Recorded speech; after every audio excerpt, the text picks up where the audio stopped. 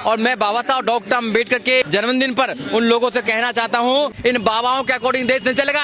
इन सब का बाबा है बाबा साहब डॉक्टर अम्बेडकर। इस देश में एक ही बाबा है, उसका नाम है बाबा साहब डॉक्टर अम्बेडकर, कोई बाबा नहीं है देश। अगर प्रधानमंत्री कहीं देश में जाते हैं, दूसरे देश में जाते हैं, तो ये कहते हैं कि मैं बुद्ध के देश से आया हूँ। आपने देखा होगा, बुद्ध तो कहते हैं भगवान नाम की कोई चीज नहीं है, परमात्मा नाम की कोई चीज नहीं है। जो बाबाओं के आश्रम में जा रहे हैं उनका शोषण तो निश्चित होने वाला है। जब तक आप हरिजन बनते रहेंगे, जब तक आप हिंदू रहेंगे, जब तक आपके पास शोषण होता रहेगा। इसलिए आप अपने आप को अम्बेडकरवादी बनाइए। जो व्यक्ति अपने आप को अम्बेडकरवादी बना लेता है, इनके बस की नहीं है उसका मुकाबला करना। अगर आप बाबा साहब डॉक्टर अम्बेडकर के रास्ते पर चलेंगे तो आपको किसी बाबा के आश्रम में जाने की जरूरत नहीं है।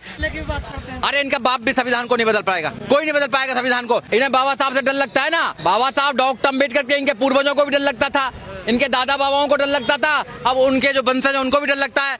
बाबा साहब डॉक्टर अम्बेडकर जब जब देश में रहेंगे, इन मनुवादियों को डर लगेगा, उनकी संतानों से भी डर लगेगा, उनके आने वाली जनरेशन के भी डर लगेगा। जब तक इस देश में बाबा साहब डॉक्टर अम्बेडकर के वंशज हैं, ये देश सोने की चिड़िया रहेगा, महान रहेगा। और अम्बेडकरवाद से देश चलेगा, संविधान से देश चलेगा, ना कि एक कलर से देश चलेगा।